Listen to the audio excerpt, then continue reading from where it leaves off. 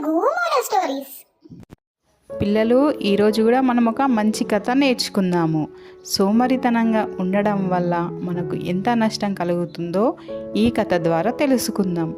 అనగనగా ఒక సోమరి రైతు ఉండేవాడు. తనకు కలిగిన నష్టము ఎప్పుడు తన దురదృష్ట కారణం వల్లనే కలుగుతుంది అని అనుకునేవాడు. అలా ఒకరోజు తన స్నేహితుడు తనను కలవడానికి వచ్చాడు. అప్పుడు తన స్నేహితుడు ఇలా అన్నాడు, నువ్వు ఉదయాన ఒక తెల్లటి హంసను చూడు, నీకు అంతా మంచి కలుగుతుంది అని అన్నాడు.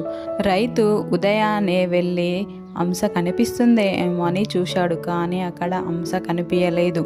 కానీ తన పొలంలో జరుగుతున్నది అంతా చూశాడు.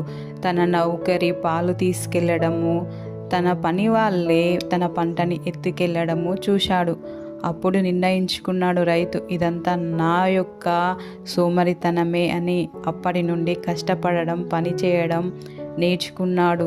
ఆ రోజు నుండి తన పంటలన్నీ మంచిగా పండడము, తన సోమరితనాన్ని వదిలిపెట్టి మంచిగా పనులు చేసుకోవడం చేశాడు. ఆరోగ్యంగా కానీ మనశ్శాంతిగా కానీ రెండు విధాలుగా మంచిగా ఉన్నాడు. పంట కూడా చాలా మంచిగా పండింది. మరలా తన స్నేహితుడు కలవడానికి వచ్చాడు. అప్పుడు రైతు ఇలా అన్నాడు, నాకు ఎలాంటి హంస కనిపించలేదు, కానీ నేను చాలా సంతోషంగా ఉన్నానని. స్నేహితుడు ఇలా చెప్పాడు, నేను అన్న హంస ఇదే, నీ కష్టమే తెల్లటి హంస.